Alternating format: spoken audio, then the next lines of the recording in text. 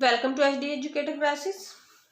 आज हम अपने सेकंड चैप्टर में बात करेंगे एजेंट्स ऑफ ग्रेडेशन के बारे में एजेंट्स ऑफ ग्रेडेशन। ये हमारे चैप्टर 2 का पार्ट नंबर 2 है। हमारे चैप्टर 2 का नाम क्या था? The earth and the changes on it.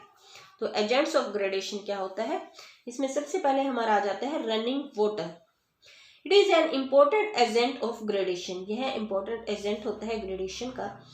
A river like any living form has a life cycle। जो रिवर होती है किसी भी लिविंग फॉर्म की तरह इसका एक लाइफ साइकिल होता है। It takes birth in a mountain और ए हिल।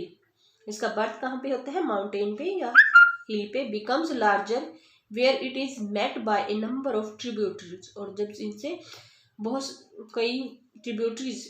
कई सारी ट्रिब्यूटरीज जब इसके अंदर मिल जाती हैं तो ये बहुत बड़ी हो जाती है। ट्रिब्यूटरी यानी कि सहायक नदियां जब इसमें मिल जाती हैं तो ये क्या हो जाती है? लार्जर हो जाती है। Flows over plains and finally ends when it reaches the C.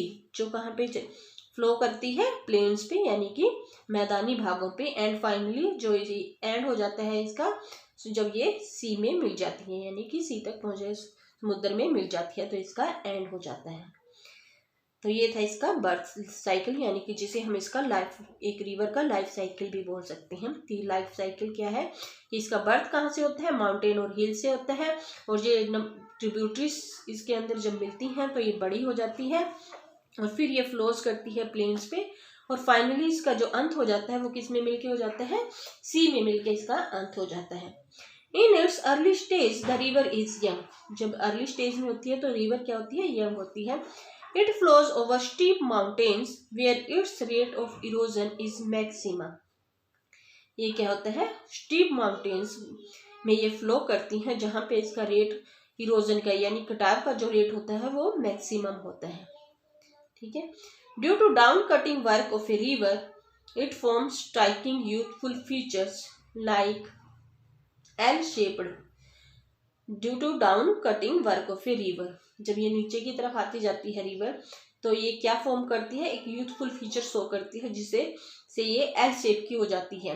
And V shaped valleys waterfalls etcetera. और वी शेप्ड वैलीज और वाटरफॉल्स बनाती है। As the river enters into the plain. और जैसे ही रिवर जो एंटर करती है प्लेन्स में यानी मैदानी भागों में, it comes to the stage of maturity. तो इसमें कौन सी स्टेज आ जाती है? इसकी मैच्योरिटी की स्टेज आ जाती है। Here the volume of water increases and the slope of land decreases। यहाँ पे जो वॉल्यूम ऑफ वाटर होता है वो इंक्रीज होता है और जो स्लोप ऑफ लैंड होता है वो डिक्रीज हो जाता है। ठीक है। Resulting in slow speed of the river, जिससे जो इसकी स्लो स्पीड होती है रिवर की वो स्लो हो जाती है। ठीक है। क्योंकि मैदानी भागों में स्लोप नहीं होता है, वहां पे एक जैसा भाग होता है, एक जैसी समतल भूमि होती है। तो इसकी वजह से जो ये स्लोप ऑफ लैंड जो होती है वो डिक्रीज होती है और जिससे क्या होता है कि जो इसका स्पीड होती है रिवर की वो स्लो हो जाती है। ठीक है। जब ये ऊपर से गिर के आती है तो बहुत तेज, माउंटेन से जब आती है तो बहुत तेजी में आती है। During this stage the river is said to flow through meanders. और जब स्टेज में जो रिवर होती है, जब स्टेज आती है रिवर की, इसे हम क्या बोलते हैं? इसे हम बोलते हैं मिएंडर्स। ठीक है। जो मिएंडर्स के थ्रू फॉलो करती है। Before meeting the see the river becomes large and sluggish. और जब ये सी से मिलने से पहले क्या होती है? जो रिवर्स होती है वो बहुत ही लार्ज हो जाती है और स्लगिश हो जाती है। And gate divided into several distributaries. और ये काफी सारी डिस्ट्रीब्यूटरी में डिवाइड हो जाती है, यानी कि ये अलग अलग डिस्ट्रीब्यूटरीज हो जाती हैं, इसकी अलग अलग दिशाओं में जाती है। It now comes to its old stage. और इसको हम इसकी ओल्ड स्टेज बोलते हैं। The river thus deposit silt sand and sediments over a large area near its mouth. जो रिवर होती है इस प्रकार से क्या डिपोजिट करती है? सिल्ट, सैंड एंड सेडिमेंट बहुत बड़े एरिया पे, जो इसका माउथ होता है उसके पास ये बहुत बड़े एरिया पर ये चीजें छोड़ के चली जाती हैं। ठीक है। जमा करती रहती है सिल्ट, सैंड और सेडिमेंट, जो ये पहाड़ों से अपने साथ माउंटेन से बहा के लेके आती हैं। This large disposition this large deposition helps in the formation of A delta. और जो ये सिल्ट, सैंड एंड सेडिमेंट होते हैं, जो ये लार्ज नंबर में अपने साथ लेके आती है और एक जगह पे जब इकट्ठा कर देती है, तो इसको हम क्या बोलते हैं, इस डिपोजिशन को हम बोलते हैं delta. The delta of Ganga and Brahmaputra is the largest in the world. जो डेल्टा है गंगा और ब्रह्मपुत्र नदियों का, जो डेल्टा है, तो वो वर्ल्ड का सबसे लार्जेस्ट डेल्टा है।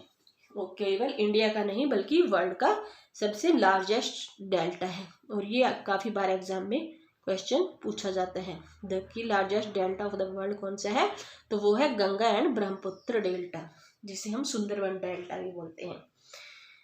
ये हमें एक डायग्राम दिया गया है डिस्ट्रीब्यूटरी चैनल्स का। ये माउथ ऑफ ए रिवर है, जहाँ पे ये क्या करती है, डिपोजिशन करती है सिल्ट, सैंड और सेडिमेंट्स का, और जिससे हमारे डेल्टा का निर्माण होता है। ये ऊपर से माउंटेन से हमारी मेन रिवर आती है, ये सेडिमेंट्स होते हैं, ठीक है। ये शोर लाइन होती है इसकी, और ये डिस्ट्रीब्यूटरी चैनल्स होते हैं इसके, ठीक है। ये अलग अलग दिशाओं में जैसे चली जाती है, मेन रिवर है पर ये डिस्ट्रीब्यूटरीज बन जाती हैं इसकी, ये अलग अलग डिवाइड हो जाती हैं। नेक्स्ट हम बात कर लेते हैं ग्लेशियर के बारे में। It is believed that a million years ago the climate condition of the earth surface was much cooler than what it is now. ये ऐसा माना जाता है कि बहुत मिलियन ईयर्स पहले क्या होता है, जो क्लाइमेट कंडीशन थी अर्थ की, वो बहुत ज़्यादा ठंडी थी, ठीक है, जो ऐसे कि अब है, इससे बहुत ज़्यादा ठंडी थी। The earth surface was covered by ice but later the temperature began to rise gradually. जो अर्थ का जो सरफेस था वो आइस से ढका हुआ था, परंतु बाद में क्या हुआ कि टेम्परेचर जो है बढ़ने लगा, धीरे धीरे टेम्परेचर बढ़ने लगा। This rising temperature resulted in melting of the ice. और जब टेम्परेचर बढ़ने लगा तो क्या होने लगा, जो आइस थी पृथ्वी के ऊपर तो वो मेल्ट होने लगी, यानी कि वो पिघलने लगी। The mass of moving ice is called a glacier. जो मूविंग आइस के मास को हम क्या बोलते हैं, ग्लेशियर बोलते हैं। In India the glaciers are found on high altitudes of the Himalaya where temperature is below freezing point. जो इंडिया है उसमें ग्लेशियर कहाँ पे पाए जाते हैं, वो हाई एल्टीट्यूड्स पे, यानी कि ऊंचाई वाले जो जगह है हिमालय की, वहाँ पे पाए जाते हैं, जहाँ पे जो टेम्परेचर होता है वो फ्रीजिंग पॉइंट से नीचे होता है।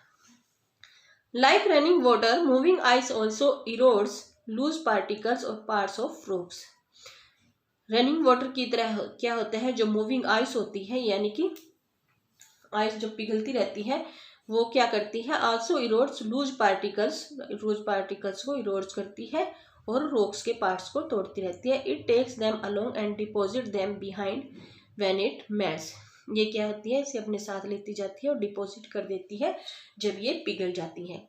Huge masses of ice which cover large area of a continent are called continental glaciers।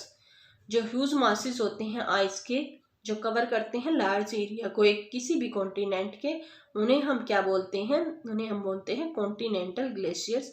Like Antarctica and Greenland, जैसे कि हमारे क्या है, अंटार्कटिका और ग्रीनलैंड कॉन्टिनेंटल ग्लेशियर्स हैं। Other glaciers which occupy small areas covered over the mountains are called mountain glaciers। और दूसरी तरफ जो दूसरे ग्लेशियर्स होते हैं जो स्मॉल एरिया में होते हैं माउंटेन्स के ऊपर, तो उसे हम क्या बोलते हैं, mountain glaciers. Like Siachen glacier and Gangotri glacier of the Himalayas in India. जैसे कि जो सियाचिन ग्लेशियर है और गंगोत्री ग्लेशियर है, ये क्या है, हमारा माउंटेन ग्लेशियर्स है। और अंटार्कटिका एंड ग्रीनलैंड क्या है, ये कॉन्टिनेंट ग्लेशियर्स है। ये लार्ज एरिया को कवर करते हैं और ये स्मॉल एरिया को, ठीक है।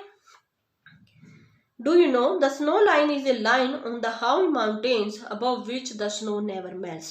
जो स्नो लाइन होती है वो एक ऐसी लाइन होती है हाई माउंटेन्स की, जहाँ पे स्नो जो है वो कभी भी मेल्ट नहीं करता है, ठीक है, जहाँ पे स्नो कभी मेल्ट नहीं करता है, इसे हम क्या बोलते हैं, स्नो लाइन बोलते हैं। और ये कहाँ पे होती है, ये हाई माउंटेन्स पर होती है।